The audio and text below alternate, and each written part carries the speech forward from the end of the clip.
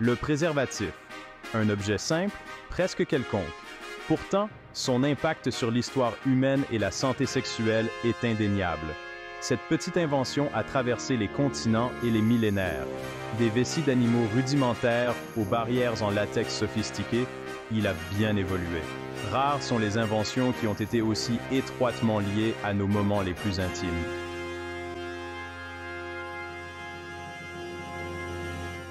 Notre voyage commence dans les anciennes civilisations.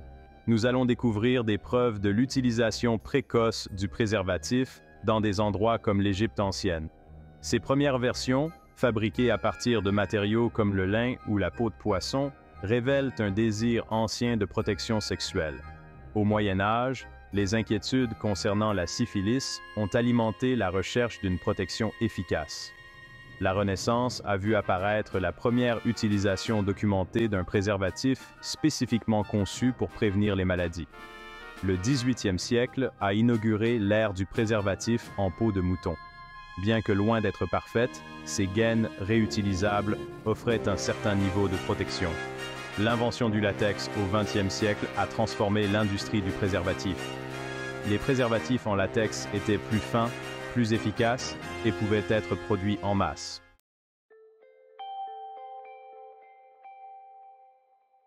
Notre exploration du passé du préservatif nous ramène au berceau de la civilisation, l'Égypte ancienne. Les archéologues et les historiens ont mis au jour des indices fascinants dans l'art et les écrits de l'Égypte ancienne, suggérant une certaine familiarité avec les mesures de protection.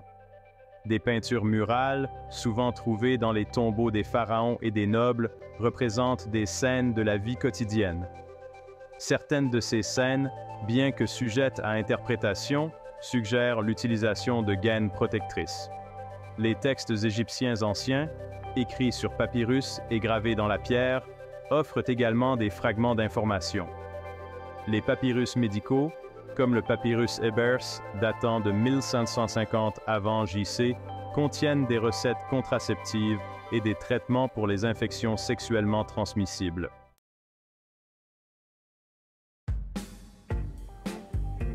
Imaginez une époque bien avant le latex et la production de masse. Les anciens Égyptiens, ingénieux et innovants, se sont tournés vers les matériaux qu'ils avaient à portée de main. Le lin, un élément essentiel de la vie égyptienne, était probablement utilisé pour fabriquer les premiers préservatifs.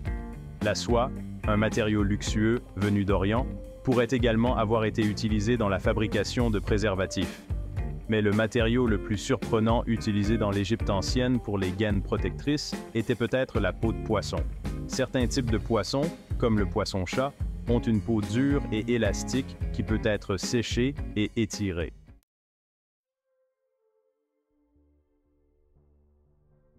Au-delà de la protection, utilisation rituelle. Alors que la fonction principale des préservatifs à travers l'histoire a été la contraception et la prévention des maladies, l'Égypte ancienne nous offre un aperçu de leurs utilisations symboliques et rituelles potentielles. Certains chercheurs pensent que les préservatifs, en particulier ceux fabriqués à partir de matériaux exotiques comme la soie, avaient une signification religieuse. Dans une société profondément liée au cycle de la nature et au pouvoir de la fertilité, les préservatifs pourraient avoir été utilisés dans des rituels liés au culte de la fertilité.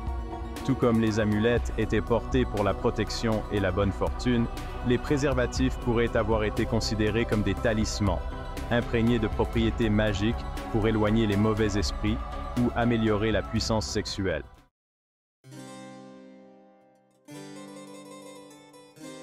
Une époque de contradiction.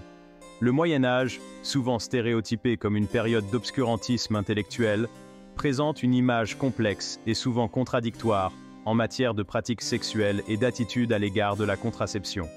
L'Église catholique, force dominante de l'Europe médiévale, condamnait toute forme de contraception, y compris les préservatifs, comme une violation de la volonté divine. Malgré la position de l'Église, des preuves suggèrent que les gens du Moyen Âge n'étaient pas totalement ignorants ou opposés aux méthodes contraceptives.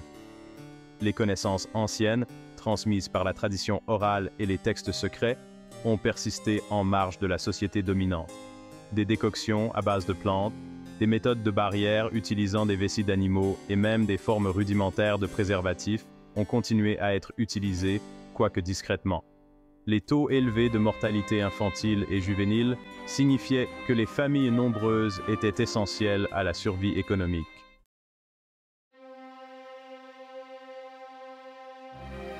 L'ombre de la syphilis. Au XVe siècle, une nouvelle menace terrifiante a émergé en Europe, la syphilis. Cette infection sexuellement transmissible, ramenée par les marins de retour des Amériques, s'est propagée comme une traînée de poudre à travers le continent. La syphilis, avec ses symptômes atroces et son potentiel de conséquences à long terme sur la santé, a jeté une ombre menaçante sur le paysage sexuel du Moyen Âge. L'arrivée de la syphilis a eu un impact profond sur les attitudes envers le comportement sexuel et la prévention des maladies. Soudainement, les conséquences des rapports sexuels non protégés sont devenues bien réelles et terrifiantes. Les gens cherchaient désespérément des moyens de se protéger de cette maladie débilitante et souvent mortelle.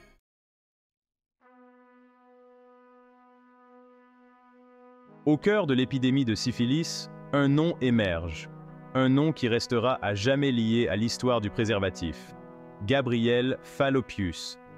Cet anatomiste et médecin italien du XVIe siècle, connu pour ses travaux révolutionnaires sur l'anatomie humaine, est crédité de la première description documentée d'un préservatif spécifiquement conçu pour prévenir les maladies. Fallopius, dans ses écrits, décrit une gaine de lin qui était trempée dans une solution chimique puis laissée à sécher. Cette gaine, destinée à recouvrir le gland du pénis, était conçue pour constituer une barrière contre la transmission de la syphilis. L'invention de Fallopius, bien que peu répandue à l'époque, témoigne d'une prise de conscience croissante de la nécessité de méthodes efficaces de prévention des maladies.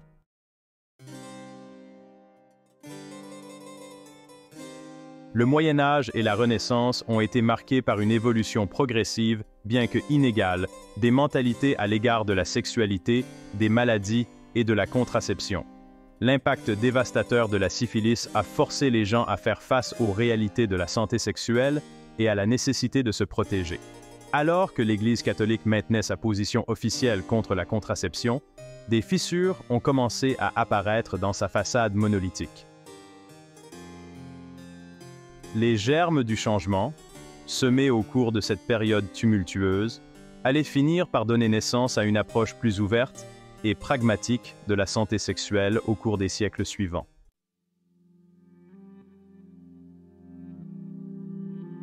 Le XVIIIe siècle a marqué une nouvelle ère dans la technologie du préservatif, l'avènement du préservatif en peau animale. Fabriqués à partir d'intestins d'animaux, généralement ceux de moutons ou d'agneaux, ces préservatifs offraient une amélioration significative par rapport à leurs prédécesseurs en lin et en peau de poisson. L'élasticité naturelle et la finesse relative des intestins d'animaux offraient une barrière plus confortable et potentiellement plus efficace contre les maladies. Ces préservatifs, contrairement à leurs homologues modernes, étaient également réutilisables. Après utilisation, ils étaient lavés, séchés et rangés pour de futures rencontres. Bien que les préservatifs en peau animale représentent un progrès significatif, ils n'étaient pas sans inconvénients.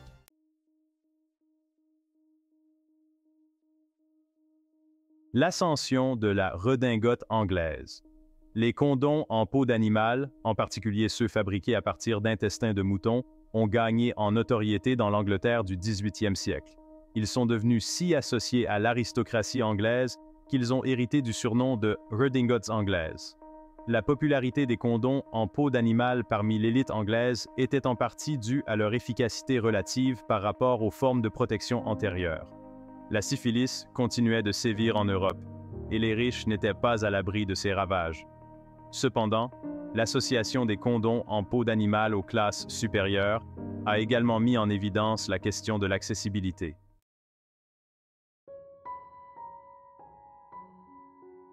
Au XVIIIe siècle, le coût élevé des préservatifs en peau de mouton a créé un système de protection à deux vitesses. Les riches, pouvant se permettre le luxe relatif des redingotes anglaises, bénéficiaient d'une certaine protection contre les infections sexuellement transmissibles et les grossesses non désirées. Les pauvres, en revanche, étaient laissés vulnérables, contraints de recourir à des méthodes moins fiables ou de simplement tenter leur chance. Cette disparité dans l'accès à la contraception a contribué à la propagation des infections sexuellement transmissibles, en particulier parmi les classes populaires. Cela a également exacerbé les inégalités sociales existantes. Les grossesses non désirées, plus fréquentes chez celles qui n'avaient pas les moyens de se procurer une contraception efficace, pouvaient enfermer les familles dans la pauvreté et limiter les opportunités pour les femmes.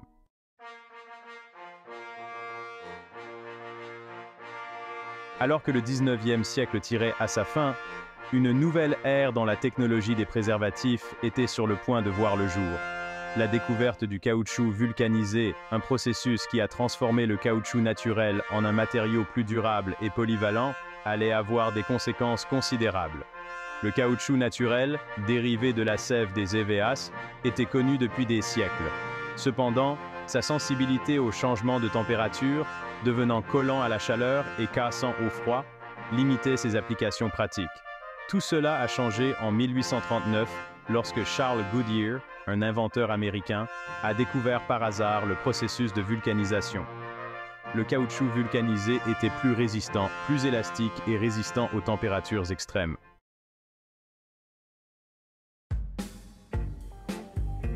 L'héritage de Goodyear, des pneus aux préservatifs. Bien que Charles Goodyear lui-même n'ait pas été directement impliqué dans le développement des préservatifs en latex, son invention du caoutchouc vulcanisé a ouvert la voie à cette innovation révolutionnaire. À la fin du 19e siècle, plusieurs entreprises, reconnaissant le potentiel de ce nouveau matériau, ont commencé à l'expérimenter dans la fabrication de dispositifs contraceptifs. L'une des premières entreprises à produire des préservatifs en latex fut Julius Schmid, un immigrant allemand qui avait établi une entreprise prospère de pansements chirurgicaux à New York. Ces premiers préservatifs en latex, bien que très éloignés des versions fines et lubrifiées que nous connaissons aujourd'hui, offraient plusieurs avantages par rapport à leurs prédécesseurs en peau animale.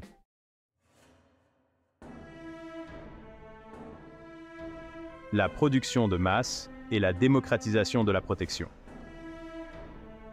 L'avènement de la production de masse au début du XXe siècle a eu un impact profond sur l'industrie du préservatif. Les préservatifs n'étaient plus un produit de luxe réservé aux plus riches. Les préservatifs en latex, produits à moindre coût et efficacement dans les usines, pouvaient être distribués à grande échelle et vendus à des prix abordables. Cette démocratisation de la protection a eu des conséquences considérables sur la santé publique et les mœurs sociales. Les préservatifs, autrefois un sujet tabou, sont progressivement devenus plus acceptables comme moyen de prévenir les maladies et les grossesses non désirées.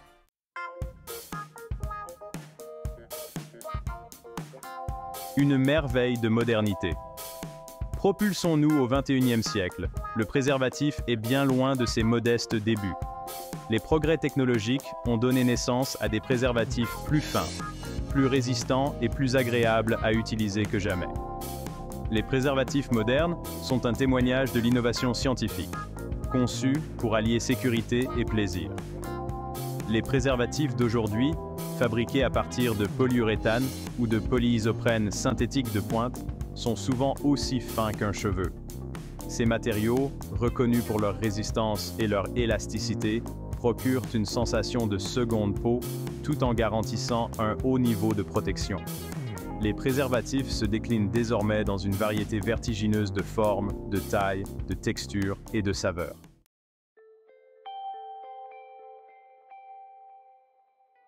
Deuxième partie. Au-delà de la protection, une icône culturelle. Le préservatif a transcendé sa fonction purement pratique pour devenir une icône culturelle. Il est un symbole de libération sexuelle, de sensibilisation au sexe sans risque et de responsabilité personnelle. Les préservatifs ont fait leur apparition dans l'art, la musique et même le discours politique, reflétant leur rôle évolutif dans la société. Des campagnes audacieuses des militants anti-sida dans les années 1980 aux publicités humoristiques et souvent provocatrices d'aujourd'hui, les préservatifs font désormais partie du paysage culturel. Les artistes ont utilisé les préservatifs dans leur travail pour défier les tabous, sensibiliser à la santé sexuelle et célébrer la beauté du corps humain. Les musiciens ont également adopté le préservatif, y faisant référence dans leurs paroles pour promouvoir le sexe sans risque ou pour faire une déclaration sur la liberté sexuelle. Les politiciens débattent de la distribution de préservatifs dans les écoles et les programmes de santé publique, soulignant le rôle du préservatif dans les politiques publiques et son impact sur la société dans son ensemble.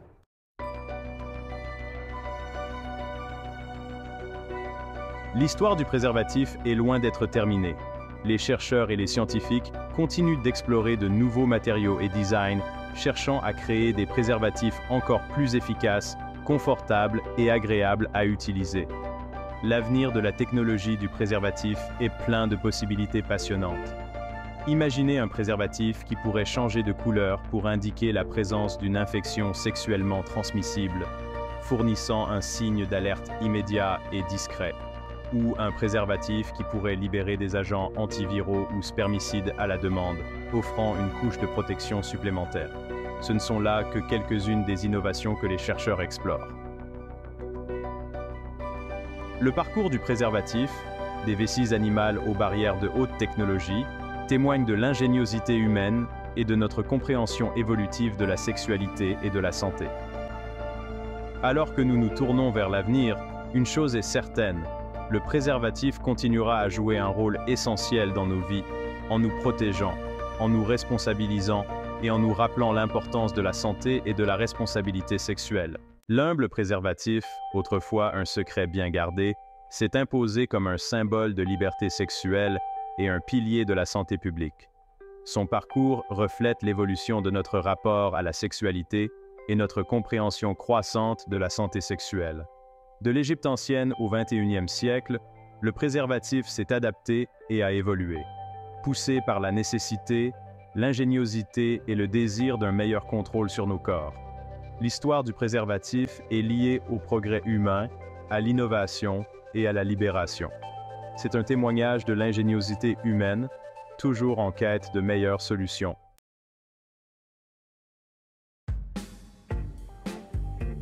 Le parcours du préservatif à travers le temps témoigne de l'ingéniosité humaine et de l'évolution de notre rapport à la sexualité. Des gaines rudimentaires de l'Égypte ancienne, fabriquées en lin, en soie ou même en peau de poisson, aux barrières ultra fines et technologiques d'aujourd'hui, le préservatif n'a cessé de s'adapter à nos besoins de protection et de plaisir. Imaginez les anciens Égyptiens participant à des rituels avec des préservatifs façonnés à partir de matériaux exotiques, croyant en leur pouvoir d'accroître la fertilité ou de repousser les mauvais esprits.